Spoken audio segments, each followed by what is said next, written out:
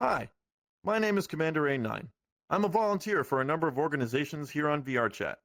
The views that I express during this interview are my own and do not constitute official statements made by any organization that I may have volunteered with or participated with. Thank you for your understanding.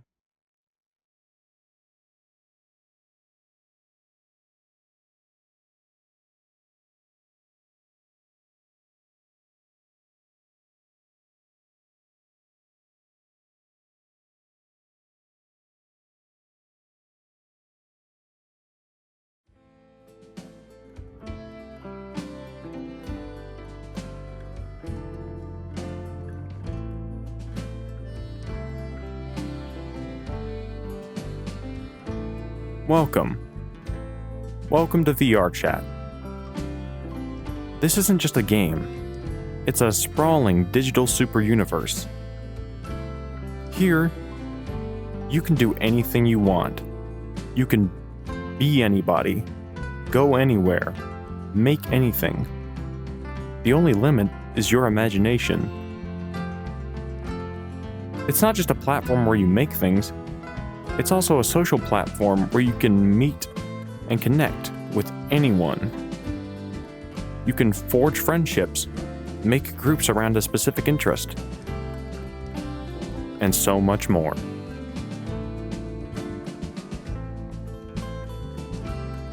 Online spaces often get a bad reputation. Scroll through headlines and you'll see words like toxic, unsafe, or worse. But those stories miss something very important. The people who make these worlds meaningful. This film explores the communities within VR Chat, a place that challenges stereotypes and proves creativity and kindness can thrive within the virtual frontier. So, my name is Commander A9. I am part of a number of VRChat organizations, including the Ferality Online Experience, the CozyCon organization, Waterwolf, and Project Community.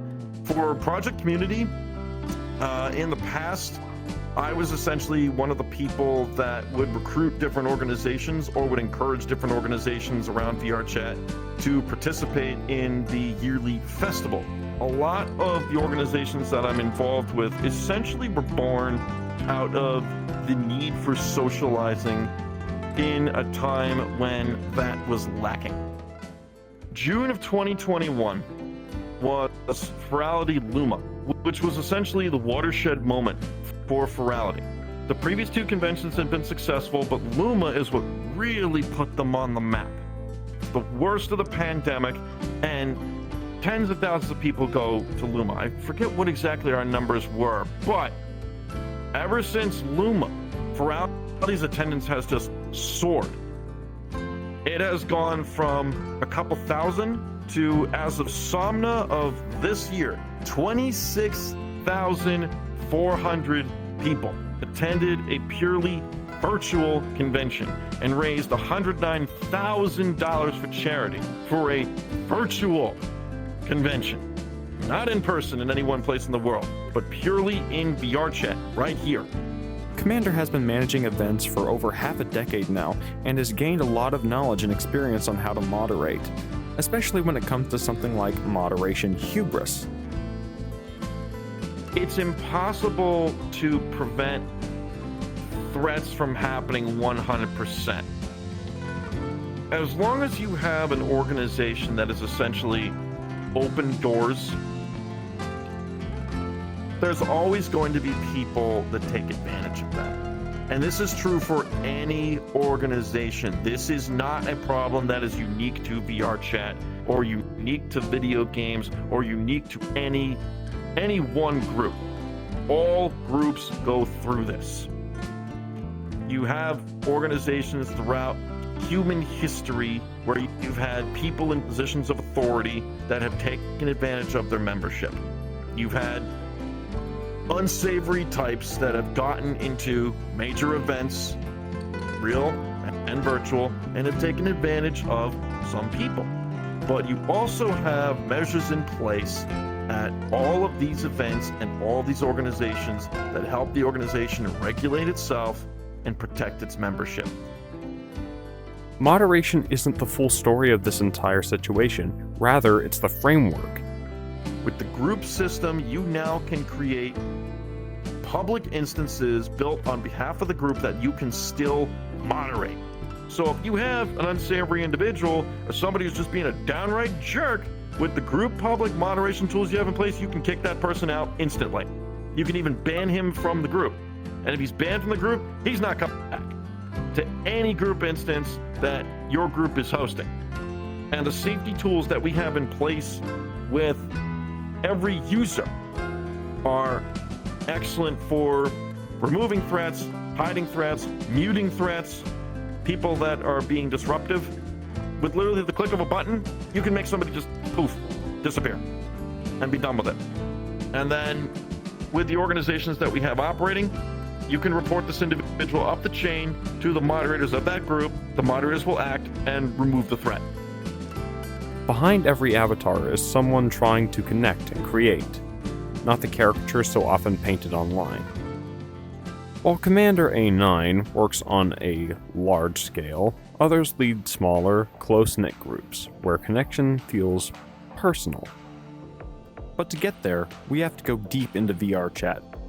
Welcome to the Grid, a digital utopia filled with endless possibilities.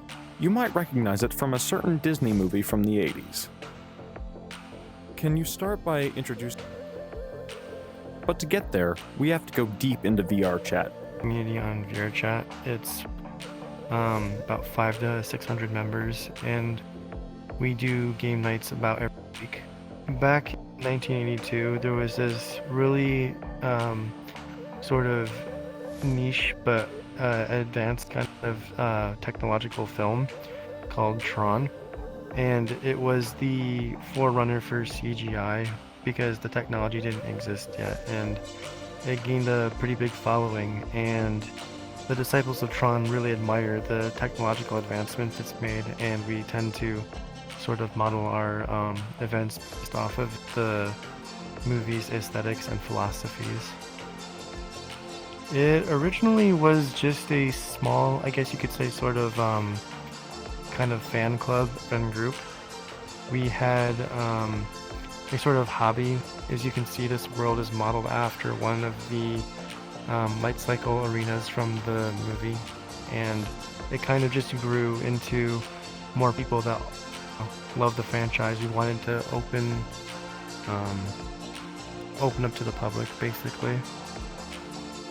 Commander A9 and Curie show what's possible when people focus on connection and collaboration instead of fear. For every bad actor, there are hundreds of creators making VR chat a better place every day. Safety creates room for imagination. When people feel supported and safe, they collaborate and build with one another. With reliability comes connection. I'd say the biggest misconception about the platform or its players is that it's full of degeneracy, and there's some unsafe behavior that happens because it's an online space. But something that uniquely applies to here in this virtual platform is that because of the nature of how we interact, right? I'm sitting here in front of the camera as if I was being interviewed in a live studio. Well, there's a certain level of decorum and decency that you would practice in your everyday real life, and that translates here at least somewhat, because the way we interact, the way we can gesture and move ourselves is kind of a reflection on our real life social norms. So I guess what I'm trying to say is that you can't really grasp how the stereotype is just a misconception, because online spaces tend to behave differently than a virtual space. So you're saying in a place like VR chat, people would act more like how they would in real life as opposed to Reddit or a chat room? Absolutely. There's, again, for their privacy, I won't name anyone specific, but I've had lots of people who who've developed very serious, friendships and yes, even romance. In fact, I'm I'm a I'm a dad because I met someone very special to me here years ago, and now we live together and we're having our first child together. At the end of the day, it's a lot about the passion that we have for this film, right? In a social platform also comes drama, right? But that's every social media platform. I wouldn't say that's specifically a VR chat problem. People like to have something to do, and that means causing trouble. So I'd say a lot of the toxicity stems from just being nuisances or just causing drama. Groups are an official software implementation. They give us enough tools to help us deal with this problem because before how groups were implemented as communities, you would have to find other people. It would be like going out to a club or a bar. You would have to find good people and hope that it works out. So this is more where our social chat rooms and Discord would come into play, although people in the community are free to get our attention in the virtual space via chat. But there's a ticket support system we have. They can contact the handful of staff that run this community and let us know, preferably with evidence, right? We don't like baseless accusations, because that is very damaging if they are untrue. But when they are founded to be true, when there's evidence provided to us, we take care of it. And if there is no evidence, we still take it very seriously and keep an eye on, the individual that's allegedly being predatory. And it's confidential, right? Only the staff will know about the issue, and they are very discreet. We don't want to cause drama. We don't want to stir any unnecessary, I guess drama is the right word. So you would say a lot of it is typical for an online platform in general, not just VR chat? Yeah. Have you ever heard the term cyberbullying, right? It's like every single social platform will have that issue. It's not just you need to hear. They have a right to be concerned, right? I would say that's because, the virtual world in many ways mimic the real world. And it would kind of go back to the foundings of your chat in general, because, like I said, it's become a lot more organized, a lot more moderated. People can make their own safe spaces now. VR chat at the time didn't really have the need because it was a brand new platform with a bunch of freedom, and that comes with the burden of the vocal few bad ruining it for the rest of us, right? It's like in real life. The virtual world does mimic real life in a lot of ways. On the news, you only hear mostly about the bad. You never really hear about the good things that people do. And I think that applies here too. Safety creates room for imagination. When people feel supported, when they feel safe, they collaborate, they build, they discover. While yes, problems like predatory behavior and toxicity are a problem in VR chat, these are also problems that other platforms are incurring as well. Platforms similar to VR chat like Minecraft, Second Life, and Roblox have all encountered this at some point. The only way this situation will ever improve is if we handle this problem from the outside first. These spaces reflect who we are.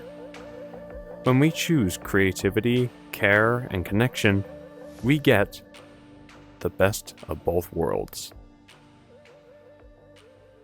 And with that, the change is up to you. Thank you for watching.